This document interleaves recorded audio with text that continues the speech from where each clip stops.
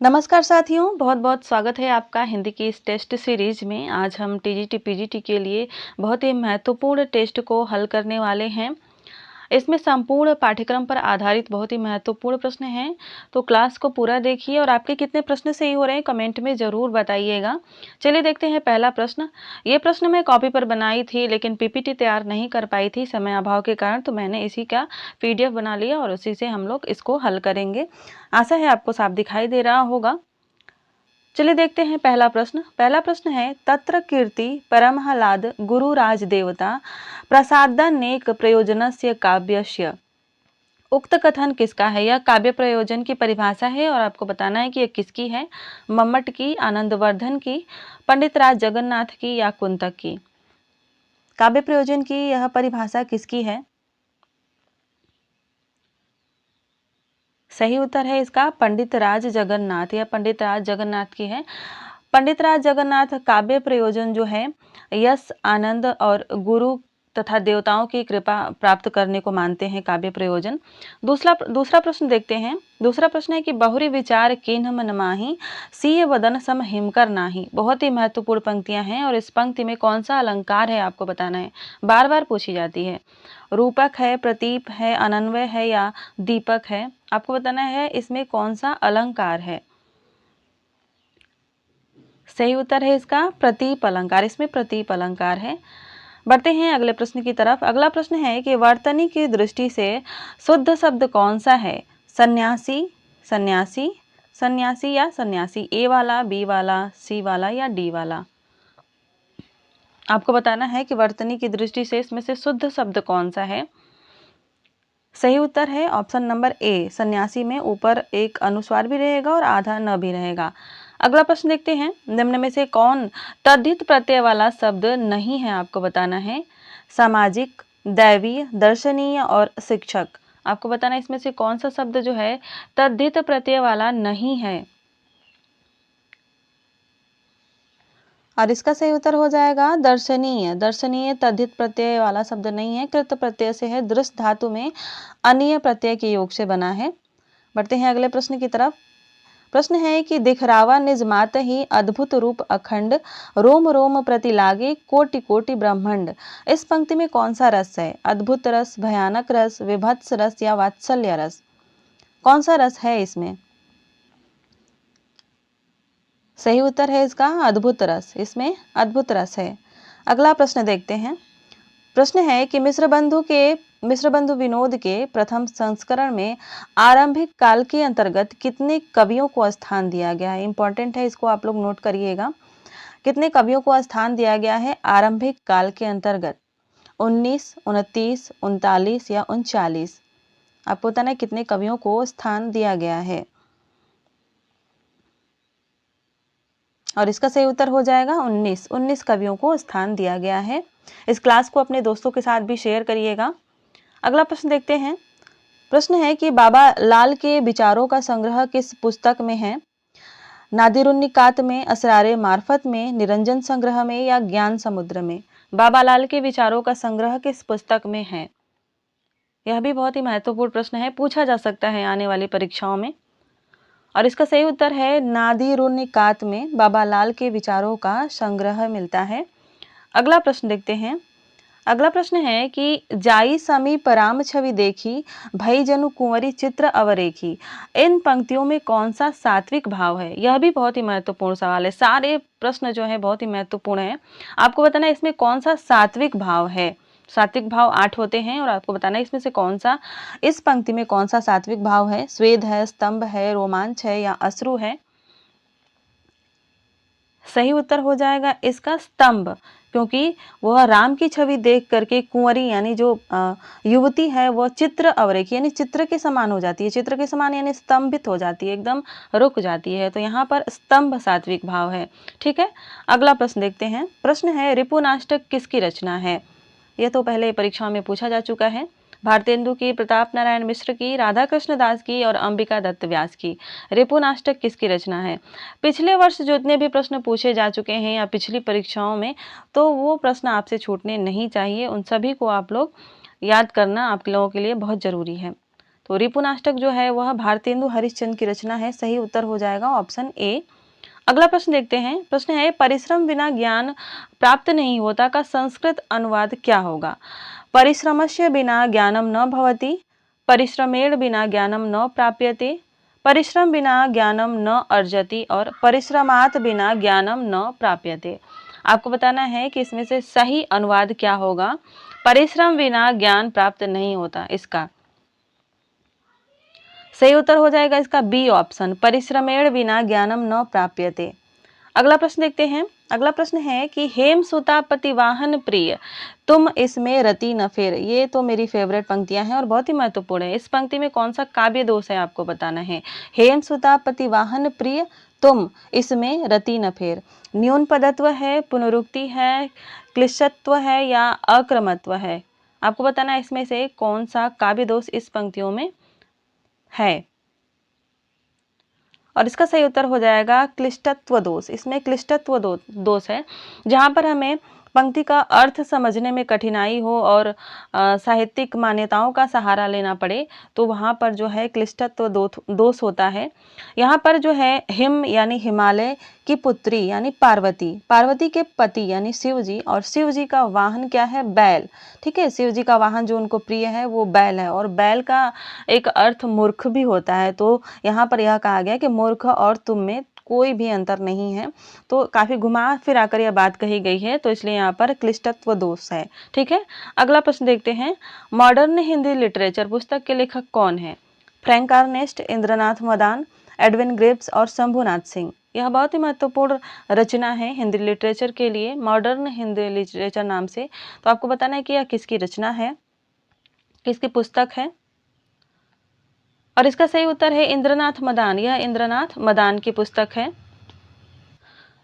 अगला प्रश्न देखते हैं। अगला प्रश्न है कि चीन में 13 मास यात्रा वृत्त के लेखक हैं बालकृष्ण भट्ट, ठाकुर गदाधर सिंह, राहुल सांकृत्यायन और अज्ञेय। चीन में 13 मास किसका यात्रा वृत्त है, आपको बताना है। सही उत्तर है इसका ठाकुर गदाधर सिंह, और इसका समय 1902 ईस्वी है। इसको भी नोट कर लीजिएगा, ये बहुत ही महत्वपूर्ण है। अगला प्रश्न देखते हैं। सूर्य का स्त्रीलिंग रूप क्या है? सूर्याणी, सूरी, शुरा और सूर्या। आपको बताना है सूर्य का स्त्रीलिंग रूप क्या होगा, और इसका सही उत्तर है सूर्या। सूर्य का स्त्रीलिंग हो जाएगा सूर्या। अगला प्रश्न है। चेतना के बिंब शीर्षक संस्मरणात्मक रचना के लेखक कौन है? चेतना के बिंब नामक शीर्षक से जो संस्मरणात्मक रचना है, इसके लेखक कौन है? महादेवी वर्मा, डॉक्टर नगेंद्र, अज्ञेय या रामनरेश त्रिपाठी?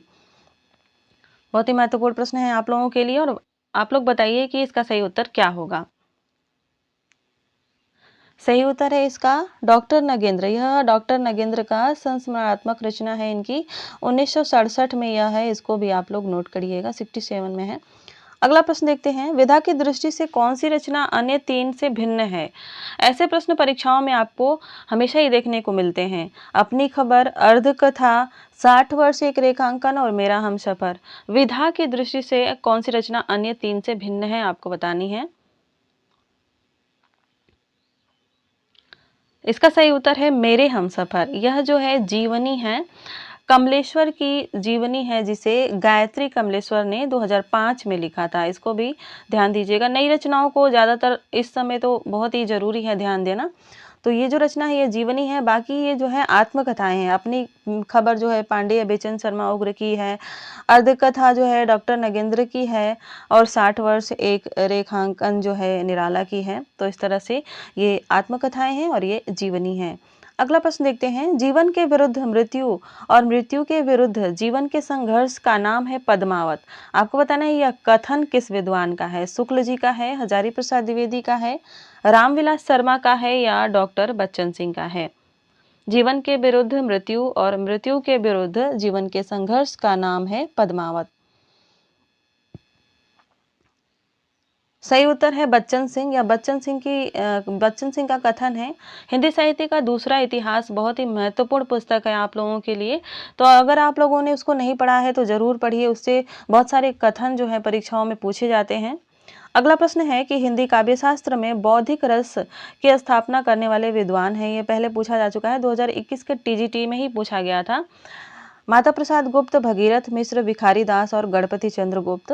हिंदी काव्य शास्त्र में बौद्धिक रस की स्थापना करने वाले विद्वान कौन हैं? सही उत्तर है गणपति चंद्रगुप्त। अगला प्रश्न देखते हैं, प्रश्न संख्या 19। मिश्र बंधु विनोद का द्वितीय भाग कब प्रकाशित हुआ था? आपको बताना है मिश्र बंधु विनोद का द्वितीय भाग कब प्रकाशित हुआ था? 1913 ईस्वी में, 1914 ईस्वी में, 1933 ईस्वी में और 1934 ईस्वी में। मिश्र बंधु विनोद का द्वितीय भाग कब प्रकाशित हुआ था? और इसका सही उत्तर है 1913 ईस्वी में। मिश्र बंधु विनोद के प्रथम 3 भाग 1913 में ही प्रकाशित हो गए थे। अगला प्रश्न देखते हैं, निम्न में से कौन सा वर्ण घोष और महाप्राण है? ख, थ, श और भ। आपको बताना है कौन सा वर्ण इसमें से घोष भी है और महाप्राण भी है। सही उत्तर है इसका भ, ऑप्शन नंबर डी इसका सही उत्तर हो जाएगा। अगला प्रश्न है कि कौन सा उपसर्ग अन्य 3 से भिन्न है? अन, अप, प्रति या अव। आपको बताना है कौन सा उपसर्ग अन्य 3 से भिन्न है यानी अलग है। इसको मैंने आप लोगों से कम्युनिटी पोस्ट में भी पूछा था इस प्रश्न को। सही उत्तर हो जाएगा प्रति। बाकी जो हैं ये तीनों हीनता बोधक उपसर्ग कहलाते हैं, तो प्रति इन तीनों से अलग है। अगला प्रश्न देखते हैं, प्रश्न संख्या 20 है, दिनांत था थे दीननाथ डूबते, सधेनु आते गृह ग्वाल बाल थे। प्रस्तुत पंक्तियों में कौन सा छंद है? दोहा है, वसंत वंशस्थ है, बसंत तिलका है या सोठा है? आपको बताना है कि इस पंक्ति में कौन सा छंद हो जाएगा। सही उत्तर है इसका वंशस्थ छंद। इसमें वंशस्थ छंद है। वंशस्थ छंद के प्रत्येक चरण में 12 वर्ण होते हैं और गढ़ों का जो क्रम होता है वह जगड़, तगड़, जगड़ और रगड़ के क्रम से होता है। अगला प्रश्न देखते हैं, प्रश्न है कि वे धर्म में विशिष्टाद्वैतवादी, विचारों में गांधीवादी और साहित्य में अभिधावादी हैं। बच्चन सिंह जी का यह कथन किसके संदर्भ में है? सुमित्रा नंदन पंथ के, मैथिली शरण गुप्त के, नागार्जुन के या निराला के? बच्चन सिंह जी का यह कथन किसके लिए है कि वे धर्म में विशिष्टाद्वैतवादी, विचारों में गांधीवादी और साहित्य में अभिधावादी हैं? सही उत्तर हो जाएगा इसका मैथिली शरण गुप्त। यह इन्होंने मैथिली शरण गुप्त जी के लिए कहा था। अगला प्रश्न है, वर्णों में साहेब तुम्हारे चरना, संतन सुख लायक दायक प्रभु दुख हरना। यह किसकी पंक्ति है? संत सिंगा, तुलसीदास, कबीरदास या धर्मदास। आपको बताना है कि यह किसकी पंक्ति है। बहुत ही महत्वपूर्ण पंक्ति है यह, और यह पंक्ति है धर्मदास की। ठीक है, अगला प्रश्न देखते हैं। अगला प्रश्न है, देहा भीतर श्वास है, श्वासे भीतर जीव, जीवे भीतर वासना, किस विधि पाइये पीऊ। पंक्तियां किस संत की हैं? बाबा लाल की, कबीर की, सुंदरदास की और मलूक दास की। इसको आप लोग इंपॉर्टेंट लगा लीजिएगा, नोट कर लीजिएगा कहीं पर, और आप बताइए कि यह किसकी पंक्तियां हैं। और सही उत्तर है बाबा लाल। यह बाबा लाल की पंक्तियां हैं। बाबा लाल बहुत ही महत्वपूर्ण संत हुए हैं। अगला प्रश्न है, यशपाल जीवन में क्रांतिकारी, विचारों में मार्क्सवादी और लेखन में प्रगतिवादी हैं। कथन किस विद्वान का है? बाबू गुलाब राय, डॉक्टर गणपति चंद्र गुप्त, डॉक्टर नगेंद्र और डॉक्टर बच्चन सिंह। आपको बताना है कि यशपाल के लिए यह कथन किस विद्वान का है। इसका सही उत्तर है बच्चन सिंह। बच्चन सिंह इस तरह के कथन बहुत सारे लिखे हुए हैं बच्चन सिंह ने, तो उसको आप लोग बच्चन सिंह को पढ़कर उसको नोट कर लीजिएगा, नहीं तो मैं किसी दिन आप लोगों को बच्चन सिंह के सारे कथन नोट करवा दूंगी जो परीक्षा की दृष्टि से इंपॉर्टेंट है। अगला प्रश्न, सोने में सुगंध मुहावरे का सही अर्थ है? सुंदर वस्तु में और गुण होना, सुगंध से युक्त आभूषण, सुंदर आभूषण होना और सुगंधित सोना। आपको बताना है सोने में सुगंध मुहावरे का सही अर्थ क्या है।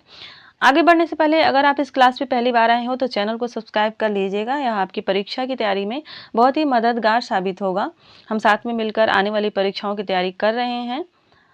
और बताइए कि इस क्वेश्चन का उत्तर क्या होगा। और इसका सही उत्तर है सुंदर वस्तु में और गुण होना, जिसे कहेंगे सोने में सुगंध होना। अगला प्रश्न है कि देवोक्ति में कौन सी संधि है? यड़ संधि, अयादि संधि, गुणस्वर संधि और वृद्धि संधि। देवयुक्ति में कौन सी संधि होगी आपको बताना है। सही उत्तर है इसका यड़ संधि, यड़ संधि है इसमें। अगला प्रश्न देखते हैं। प्रश्न है कि संत तुकाराम के जीवन पर आधारित नाटक इसमें से कौन सा है। यह भी बहुत ही महत्वपूर्ण प्रश्न है। सिंहधारी, कलंदर, अभंग गाथा और नो मैंस लैंड। और इसका सही उत्तर है अभंग गाथा। यह जो है संत तुकाराम के जीवन पर आधारित एक नाटक है और इसके लेखक नरेंद्र मोहन है। सन 2000 में इसको इन्होंने लिखा था, 2000 में प्रकाशित है, तो यह नवीन रचना है। अगला प्रश्न देखते हैं। तिरस्कृत किस साहित्यकार की आत्मकथा है। बहुत बार यह परीक्षाओं में पूछी जा चुकी है। डॉक्टर सूरजपाल की, ओम प्रकाश वाल्मीकि की, माता प्रसाद की और तुलसीराम की। आपको बताना है तिरस्कृत किस साहित्यकार की आत्मकथा है। यह एक दलित आत्मकथा है और इसका सही उत्तर है डॉक्टर सूरजपाल। तिरस्कृत डॉक्टर सूरजपाल की आत्मकथा है।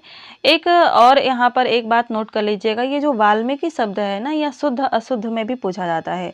तो जैसे मैंने लिखा है वैसे ही इसका सही रूप होगा। वाल्मीकि, क पर छोटी की मात्रा और म पर बड़ी की मात्रा, वाल्मीकि इस तरह से सही रहेगा। अगला प्रश्न देखते हैं। प्रश्न संख्या 31 है।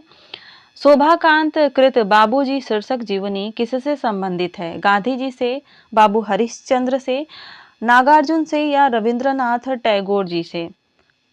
शोभाकांत कृत बाबूजी जो शीर्षक से जीवनी इन्होंने लिखी थी, तो वो किसकी जीवनी थी आपको बताना है। सही उत्तर है नागार्जुन। नागार्जुन की जीवनी इन्होंने लिखी थी। अगला प्रश्न देखते हैं। प्रश्न है झूठा सच उपन्यास का पात्र इसमें से चुनना है।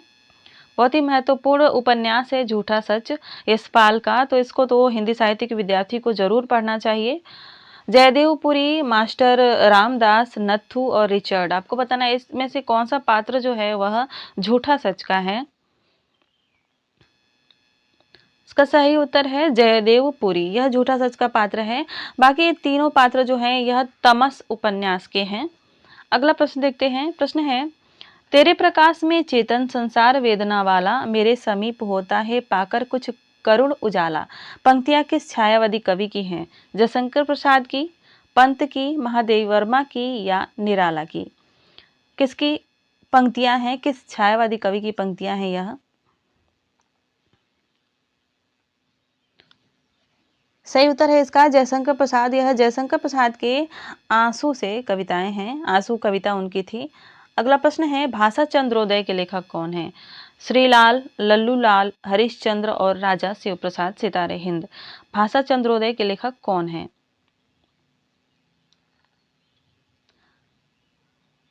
सही उत्तर है श्रीलाल। ये भाषा चंद्रोदय श्रीलाल की रचना है और यह एक व्याकरण ग्रंथ है। अगला प्रश्न विलोम की दृष्टि से हमें असंगत युग्म का चयन करना है। यह भी प्रश्न बहुत ही महत्वपूर्ण है। ऐसे प्रश्न तो परीक्षाओं में बहुत पूछे जाते हैं। अल्पज्ञ बहुज्ञ, अनुरक्ति आसक्ति, अपमान सम्मान और अज्ञ प्रज्ञ। आपको बताना है विलोम की दृष्टि से कौन सा युग्म असंगत है। सही उत्तर है अनुरक्ति आसक्ति। अनुरक्ति आसक्ति दोनों एक दूसरे के पर्यायवाची ही हैं, विलोम नहीं है। अनुरक्ति का विरक्त जो है विलोम हो जाएगा।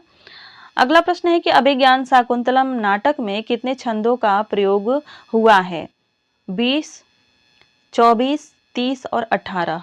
अभिज्ञान शाकुंतलम में कितने छंदों का प्रयोग हुआ है।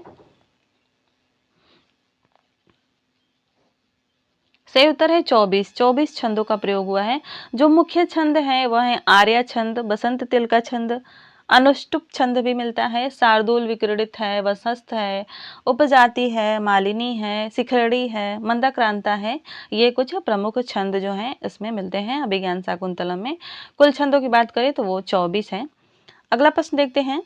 प्रश्न है राजशेखर की रचनाओं में कौन सी रचना अधूरी है। बाल महाभारत, काव्य मीमांसा, कर्पूर मंजरी और विद्वसाल भंजिका। राजशेखर की रचनाओं में कौन सी रचना अधूरी है। ध्यान रखिएगा टीजीटी पीजीटी के सिलेबस में राजशेखर हैं। सही उत्तर है बाल महाभारत, यह इनकी अधूरी रचना है। अगला प्रश्न कौन सा युग्म सुमेलित नहीं है। पाताल विजय, राजमुकुट, अंजो दीदी, तिलचट्टा। पाताल विजय, हरिकृष्ण प्रेमी, राजमुकुट गोविंद वल्लभ पंत, अंजू दीदी, उपेंद्र नाथ अस्क और तिलचट्टा सुरेंद्र वर्मा। आपको बताना है कौन सा युग्म सुमेलित नहीं है। सही उत्तर की बात करें तो तिलचट्टा इसका सही उत्तर हो जाएगा, यह सुमेलित नहीं है।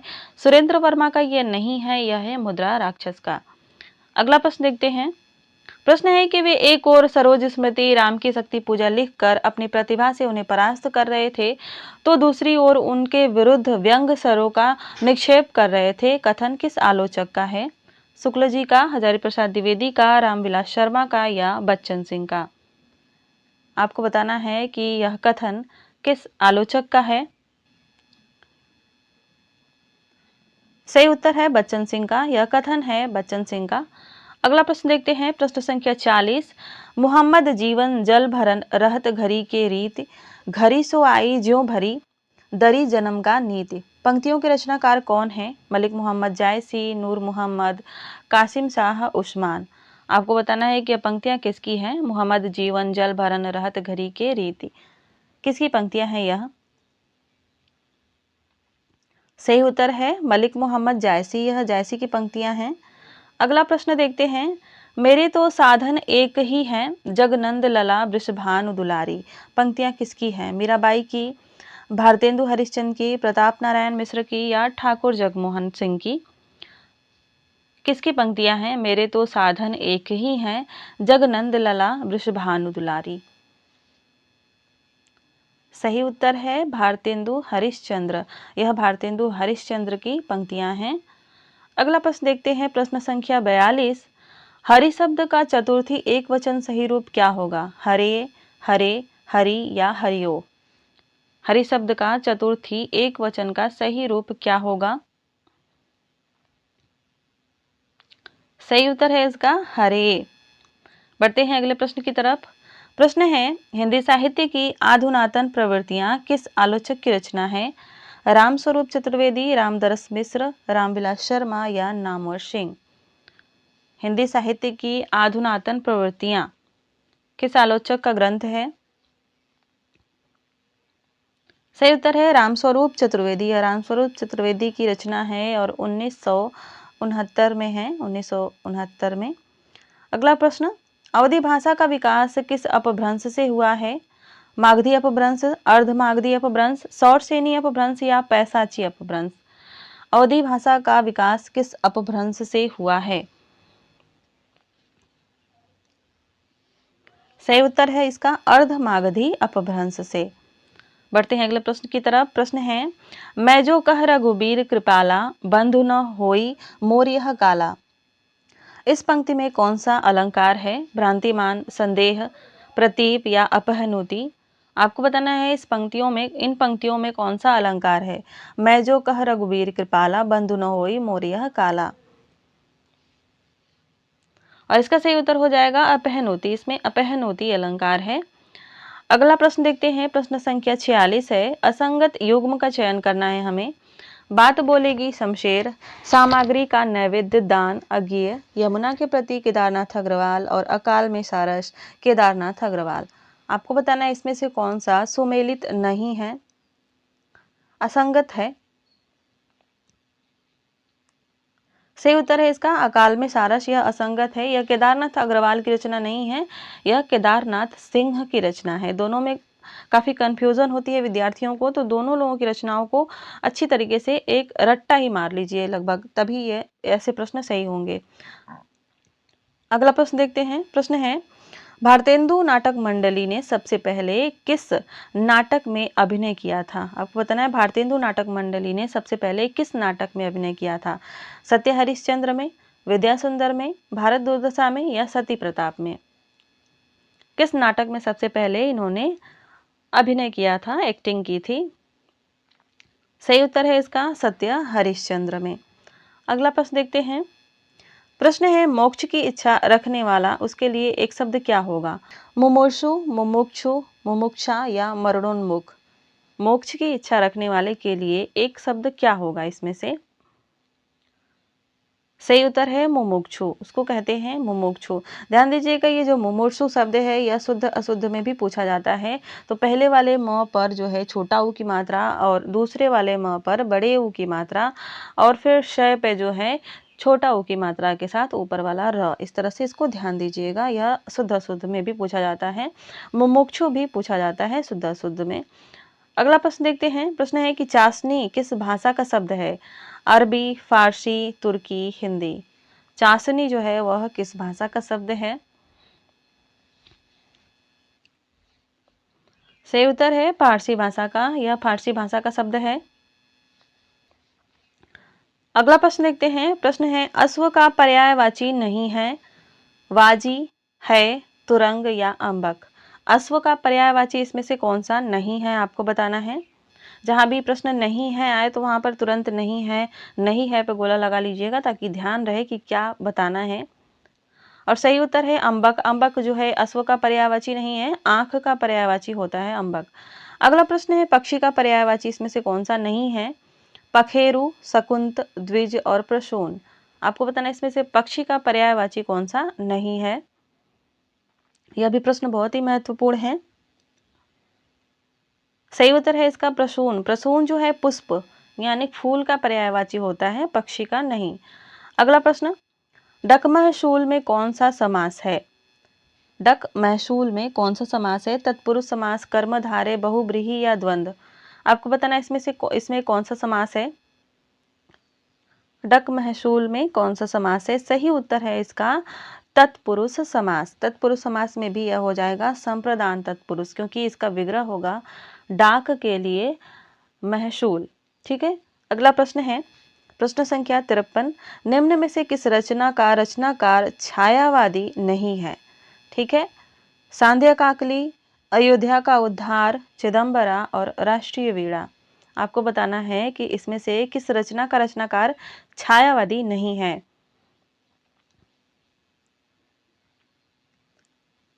सही उत्तर है राष्ट्रीय वीणा। राष्ट्रीय वीणा जो है गया प्रसाद शुक्ल स्नेही की रचना है और यह एक छायावादी कवि नहीं है। सांध्य काकली जो है निराला की रचना है। अयोध्या का उद्धार जो है जयशंकर प्रसाद की रचना है और चिदंबरा की बात करें तो पंत की रचना है और ये तीनों जो हैं कवि छायावादी रचनाकार हैं।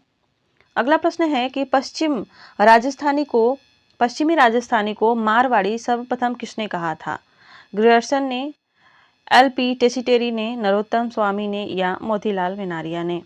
पश्चिमी राजस्थानी को सर्वप्रथम मारवाड़ी किसने कहा था?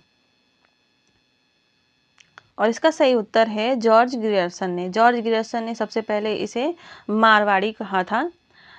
आज के इस प्रैक्टिस सेट में इतना ही देखेंगे। इसका दूसरा भाग जो है वो आगे कल मैं आप लोगों के लिए कराऊंगी। तो आज की प्रैक्टिस सेट में बस इतना ही। कितने प्रश्न सही हुए कमेंट में ज़रूर बताइए और अपने दोस्तों के साथ भी इस क्लास को शेयर करिए। धन्यवाद। मिलते हैं अगली क्लास में।